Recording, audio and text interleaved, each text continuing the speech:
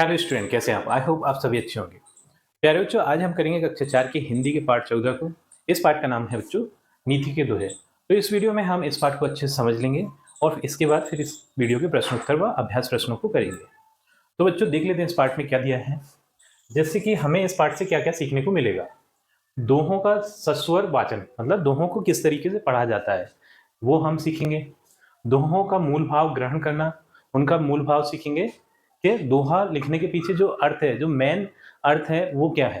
ठीक, शब्दों के पर्यायवाची, विलोम तथा शुद्ध रूप जानना। थोड़ी सी हम इसमें ग्रामर भी सीखेंगे।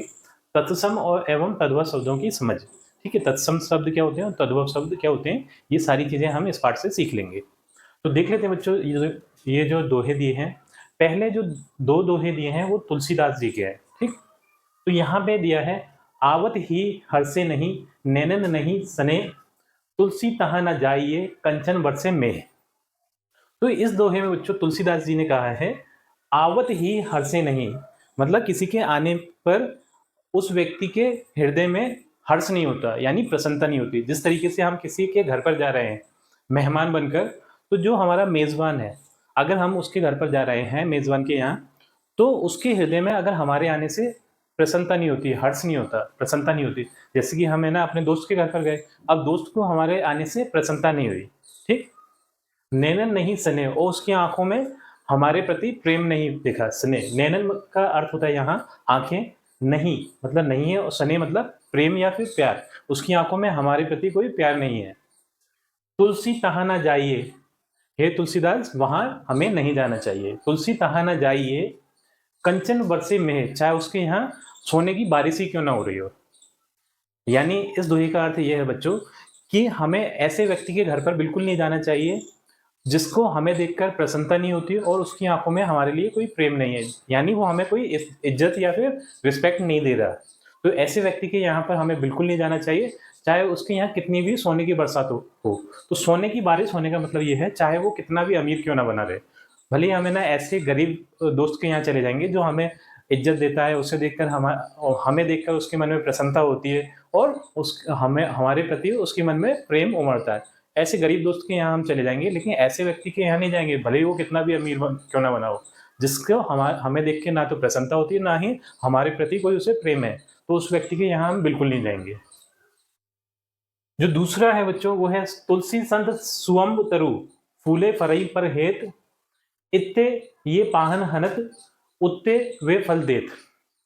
तो यहाँ पे तुलसीदास जी बोल रहे हैं कि तुलसी संत सुअम्ब तरु, तुलसीदास, हे तुलसीदास, जो संत होते हैं, जो संत महात्मा होते हैं, वो सुअम्ब तरु यानी आम के पेड़ के समान होते हैं। सुअम्ब मतलब आम के पेड़ के समान होते हैं। ठीक है, जो संत महात्मा वगैरह होते हैं वो कैसे होते हैं, वो आम के पेड़ के समान होते हैं। फूले परई पर हेत, उनमें जो फूल और फल आते हैं वो दूसरे की भलाई के लिए आते हैं।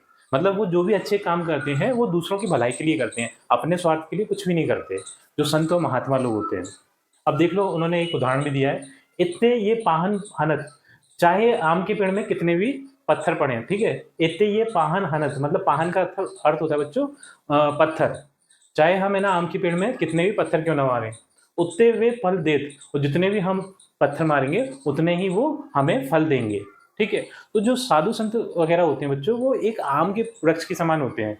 उनसे हम कितना भी बुरा भला क्यों ना बोले, उनके बारे में, उनके लिए हम कितना भी बुरा क्यों ना करें, लेकिन वो हमारे लिए हमेशा भलाई करेंगे। जिस तरीके से जो आम का पेड़ होता है उस पर हम चाहे कितने भी पत्थर क्यों ना मारें, लेकिन वो बदले में हमें आम ही देगा। ठीक है, कांटे नहीं देगा।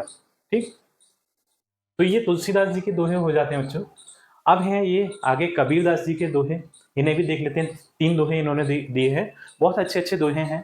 ऐसी बानी बोलिए मन का आपा खोए, औरन को शीतल करे आपो शीतल होए। तो यहाँ पे कबीरदास जी बोलते हैं ऐसी बानी बोलिए, मतलब ऐसी वाणी बोलिए, ऐसा हमें बोलना चाहिए, इतना अच्छा हमें बोलना चाहिए। ऐसी वाणी बोलिए, वाणी मतलब बोली, ऐसी बोली हमें बोलना चाहिए मन का आपा खोए, जिससे कि हमारे जो मन में जो मैल है, घमंड है, वो खत्म हो जाए। मन का आपा खोए यानी हमारे मन में जो घमंड है, आपा मतलब घमंड, घमंड है वो खत्म हो जाए। औरन को शीतल करे, उस बोली को सुनकर और भी लोग शीतल हो जाएं, यानी ठंडे हो जाएं। शीतल का मतलब औरों को वो बोली हमारी अच्छी लगे।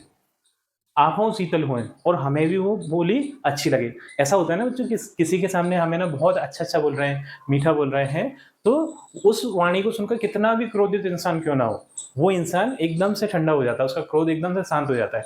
मतलब इतना अच्छा हमें बोलना चाहिए, सोच समझ के बोलना चाहिए कि जो हमारी बोली से जो दूसरे लोग जो सुन रहे हैं वो एकदम से शांत हो जाए, मतलब उनका क्रोध वगैरह जो हो वो एकदम ठंडा पड़ जाए और हम भी शीतल हों, यानी हमारे अंदर का जो भी घमंड, गुरु, तकब्बुर आदि है वो खत्म हो जाए।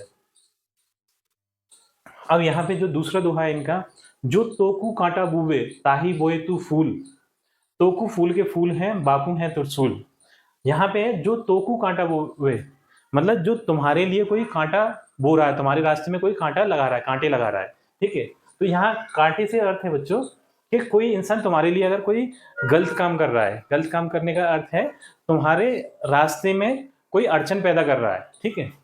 जो तोकू कांटा बुबे ताही तो बोए तू फूल, तो तुम उनके बदले में उसको, उसके रास्ते में तुम कांटा मत बो, उसके बदले में उसके रास्ते में तुम फूल उगाओ, ठीक है। फूल उगाओ मतलब उसको बुराई के बदले में अच्छाई करो। अगर तुम्हारे लिए कोई बुराई कर रहा है, बुरा काम कर रहा है, तो उस बुरे काम का बदला बुरे से मत दो, ठीक है। तुम उसके लिए अच्छा काम करो। तो को फूल के फूल हैं, बाकू हैं त्रिशूल। तो ऊपर वाला सब कुछ देख रहा है, ईश्वर तुम्हें अच्छे काम के बदले कुछ अच्छा ही देगा, ठीक है। और उसको जो बुरा काम है, उस बुरे काम के बदले ईश्वर उसको कुछ ना कुछ बुराई कर देगा, ठीक है। तो हमें कभी भी बुरे इंसान के साथ बुरा नहीं करना, हमें बुरे इंसान के साथ भी अच्छा करना है, ठीक। जो तोकू कांटा बुबे ताही बोए तू फूल, मतलब जो तुम्हारे लिए कोई बुरा कर रहा है तो उसको, उसके लिए तुम बुरा मत करो, तुम उसके लिए अच्छा करो। तोकू फूल के फूल हैं, तुम्हारी अच्छाई के बदले तुम्हें अच्छाई मिलेगी, ईश्वर तुम्हारे लिए कुछ ना कुछ अच्छा ही करेगा। बाकू है त्रिशूल, तो उसको उस बुराई के बदले कुछ ना कुछ बुरा मिलेगा, मतलब ईश्वर के द्वारा ही अच्छाई और बुराई का फैसला अपने आप हो जाएगा, स्वतः हो जाएगा उस, ठीक है। अगला देखते हैं, जो पांचवा जो दोहा है वो है, बड़ा हुआ तो क्या हुआ जैसे पेड़ खजूर, पंथी को छाया नहीं फल लागे अति दूर। तो यहाँ पे बच्चों, बड़ा हुआ तो क्या हुआ, मतलब अगर तुम बड़े हो, बड़े का अर्थ है बहुत ज्यादा अमीर हो, बहुत ज्यादा धनवान हो, पैसे वाले हो, तो जैसे पेड़ खजूर, तो तुम ऐसे हो जैसे कि खजूर का पेड़ होता है। खजूर का पेड़ देखा होगा, एकदम पतला सा, बहुत लंबा सा चला जाता है और थोड़े से उस पे पत्ते होते हैं ऊपर जाके, बहुत लंबा होता है, ठीक है। जैसे पेड़ खजूर, अगर तुम इस तरीके के बड़े हो, इस तरीके के धनवान हो जैसे कि पेड़ खजूर है, तो उसका कोई भी लाभ नहीं है। क्यों लाभ नहीं है? पंथी को छाया नहीं फल लगे अति दूर। पंथी होता है बच्चों राहगीर, जो रास्ते से जाने वाला यात्री को हम पंथी बोलते हैं। अगर है ना पंथी छाए के खजूर के पेड़ के नीचे बैठकर वो थोड़ा छाया ले ले, शीतलता ले ले, तो उसे कोई छाया नहीं मिलेगी, क्योंकि उसमें जो पत्ते होते हैं वही कम होते हैं, तो छाया ही वो कम देगा। पंथी को छाया नहीं फल लगे अति दूर, और वो इतना लंबा होता है कि बहुत ज्यादा दूर उसका फल लगता है। जो खजूर लगती है वो बहुत दूर लगती है, मतलब बहुत ऊंचाई पे लगती है, तो उसका फल भी कोई अगर तोड़ के खाना चाहे तो उसे नहीं मिल सकता। तो यहाँ पे बच्चों ऐसे अमीर इंसानों के बारे में कहा गया है जो दूसरों की मदद नहीं करते, ठीक है। अगर तुम बहुत ज्यादा अमीर हो, धनवान हो, तो तुम एक खजूर के पेड़ के समान अगर हो, तो फिर तुम्हारा ऐसे धनवान होने का कोई मतलब ही नहीं है। अगर तुम है ना दूसरों की, जो गरीब इंसान है और बेसहारा वगैरह हैं, उनकी मदद नहीं करते, फिर तुम एक खजूर के पेड़ के समान हो। जिस तरीके से खजूर के पेड़ में से कोई ना छाया ले सकता ना ही फल ले सकता, उसी तरीके से तुम्हारा भी अमीर होने का कोई लाभ नहीं है। अगला जो दोहा है बच्चों, वो है रहीम का। तो इसे देख लें, रहीमन देख बड़ेन को लघु न दीजिए डारी, जहां काम आवे सुई कहाँ करे तलवारी। तो यहाँ पे दिया है कि रहीमन देख बड़ेन को, तो रहीम जी बोलते हैं कि कोई बड़ी चीज को देखकर तुम छोटी चीज को फेंक मत दो।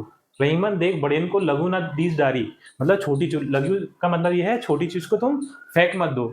अब ये क्यों बोल रहे हैं ऐसा? जहां काम आवे सुई, मतलब जहां सुई का काम है वहां सुई ही काम करेगी, क्योंकि सुई का काम क्या होता है? सिलना, ठीक है। कपड़ा जहां से उधड़ वगैरह जाता है तो उस जगह को हम सुई के सहारे सिल सकते हैं। कहाँ करे तलवारी, तो वहां हम तलवार से काम नहीं कर सकते। तलवार का काम काटना होता है, ना कि सिलना, ठीक है। सुई से हम सी सकते हैं और तलवार से काट सकते हैं, ठीक। तो वहां पे हम है ना एक छोटी सी सुई से उस चीज को काम चला सकते हैं, लेकिन तलवार वहां पर काम नहीं आ सकती, ठीक।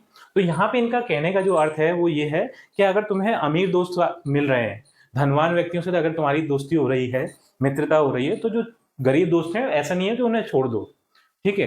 क्योंकि है ना जितने है ना वो तुम्हारे काम आएंगे, जिस जगह वो तुम्हारे काम आएंगे, जो तुम्हारे निर्धन दोस्त हैं, मित्र हैं, वो जहां पर तुम्हारे काम आएंगे वहां अमीर लोग काम नहीं आएंगे, क्योंकि अमीर लोग बच्चे बहुत ज्यादा बिजी होते हैं, वो अपना समय नहीं दे सकते तुम्हें, ठीक। तो जो गरीब इंसान है वो तुम्हें अपना समय भी देगा और तुम्हारे लिए मेहनत भी करेगा। तो वो एक बारी वो गरीब इंसान तुम्हारे काम आ जाएगा, अमीर तुम्हारे काम नहीं आएगा। हाँ, पैसे से भले ही तुम्हारी थोड़ी बहुत मदद कर सकता है, लेकिन है ना अपना वक्त नहीं दे सकता, ना तुम्हारे लिए कोई मेहनत कर सकता है। ठीक, तो इसका अर्थ यही है कि रहीमन देख बड़े इनको, मतलब अगर तुम्हारी दोस्ती या मित्रता अगर किसी धनवान या अमीर व्यक्ति से हो रही है, लघु ना दीजिए डारी। तो जो तुम्हारे जो निर्धन दोस्त हैं, गरीब दोस्त हैं, उन्हें छोड़ मत दीजिए, क्योंकि जहाँ काम आए सुई, क्योंकि जहाँ सुई से काम होता है, मतलब जहाँ वो गरीब व्यक्ति काम आ सकता है, कहाँ करे तलवारी, वहां पर तलवार काम नहीं आएगी। जहाँ सुई काम आती है वहां तलवार काम नहीं आएगी। ठीक है, तो उस जगह पे वो तुम्हारे जो अमीर लोग हैं वहाँ वो तुम्हारे काम नहीं आएंगे। तो बच्चों, इसी के साथ हमारा ये अध्याय पूरा होता है। आई थिंक ये अध्याय आपको अच्छे से समझ में आया होगा। यदि आपको ये पार्ट अच्छे से समझ में आया तो बच्चों वीडियो को लाइक करिए, चैनल को सब्सक्राइब करिए। आपसे मिलते हैं अपनी अगली वीडियो में।